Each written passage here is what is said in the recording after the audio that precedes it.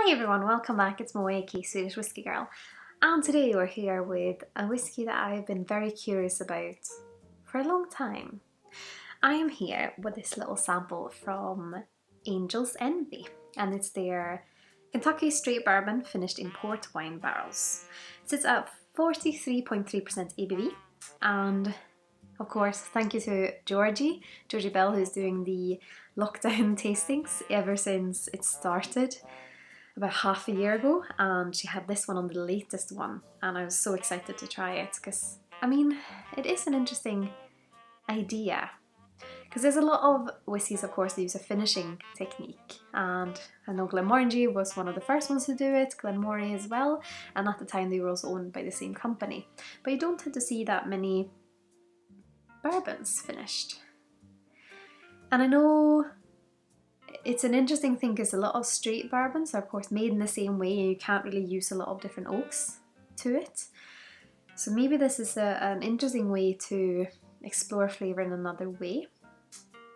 And I also had the pleasure of, when we did this tasting, had the pleasure of listening into Wes Henderson, I think his name is, who was one of the co-founders for Angel's Envy, and he spoke a bit about it. And one of the things that I thought was really nice is that he said that his dad came to work with them for a long time, but unfortunately passed away a few years ago. But if you buy a bottle, it has this really unique design, I would say. You can see the kind of angel's wings on the back of it, and there's some handwriting on the bottle, and that is his dad's handwriting. And he said that he'll keep that on there as a kind of an homage to his dad, of course, and the family that is making it, which is really, really lovely.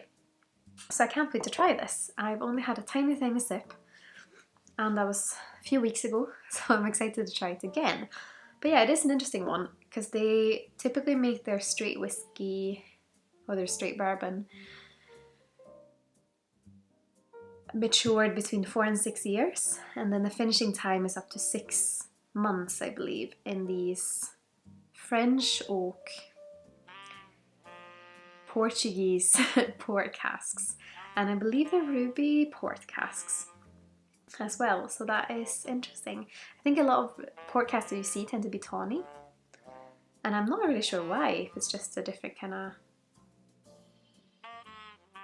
that you use them for different kind of maturation purposes, or if it's flavour derived. Not really sure on that one. But yes, can't wait to have a nose. Unfortunately, my nose isn't blocked, but I think my sinuses are, so I'm struggling a little bit to pick up aromas. But I'm going to try my best. Another thing as well, I'm going to see if I can remember this. I believe the mash bill of this bourbon is 72% corn, 12% rye, and 10% malted barley.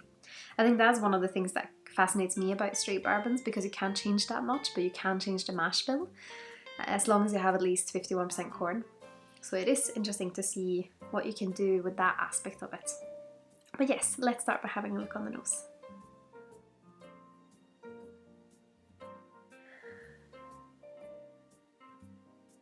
I can tell that I'm not picking up everything, but what I am picking up is this kind of golden, woody bourbon essence. Sometimes bourbons are a little bit sharp and a little bit heavy on the wood front, but this one's a little bit more rounded. I wonder if that's those casks maybe that are helping out, or if it could be a longer time in casks. I think it's actually helping me clear out my nose, which is a bit funny. It's almost like a strawberry jam note. Not super in your face, but it's like lurking in the back behind this bourbon essence. It's definitely an interesting category. You can tell that there's something going on that isn't your, or just your bourbon flavours. Let's have a little taste. Sláinte.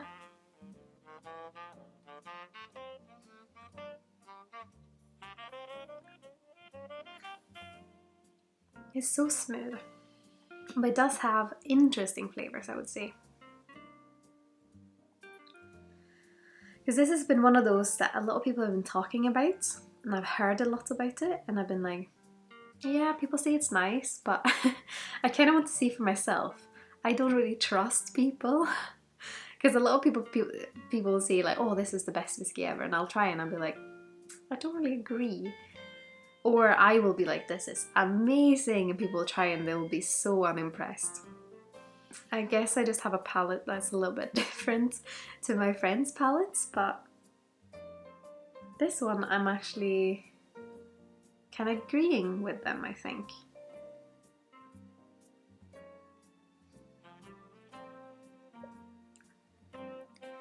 I like that smoothness, and it doesn't feel like the oak is taking over everything. It does have a fruitiness to it, without taking away all of the bourbon essence.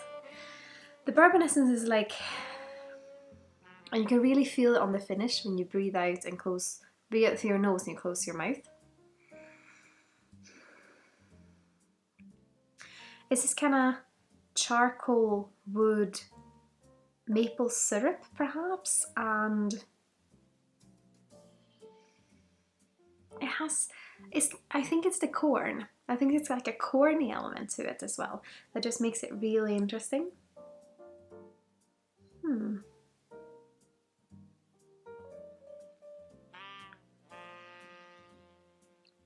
I think it's a brilliant combination of those two flavors.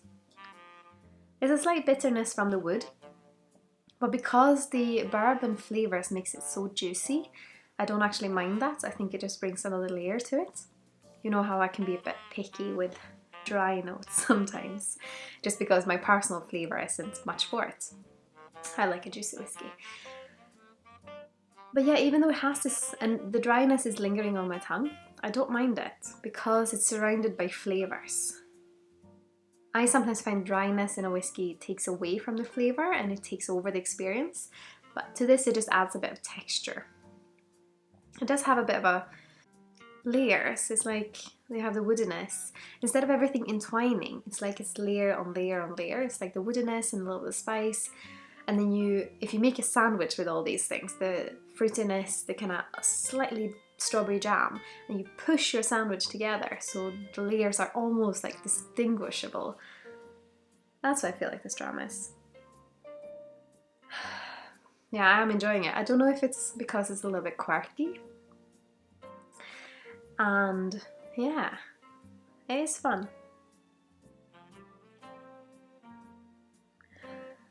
And they do some others as well.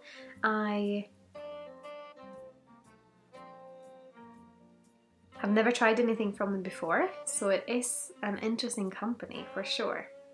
But I will definitely keep my eye open. Hopefully they'll release some whiskies. I know they released some limited expressions that have been so expensive because they sold out so quickly. And then I went on like the second-hand market, but I know Wes said that he prefers when his whiskey is accessible to everyone who just wants to drink it, which I think is nice to hear from a whiskey maker. And I think this whiskey goes for about £100 in retail price. Oh, and another quite interesting thing is that they have about 5% angel share each year, which is very different to in Scotland, for example, when you get maybe a 2% angel share every year. It's a little bit hotter in Kentucky. But yeah, I'd love to hear what your thoughts are. Have you tried the Angel's Envy? Have you tried this Ruby Port finish? Or have you perhaps tried any of their other whiskies? I'd love to hear your thoughts and if you have any other recommendations for me.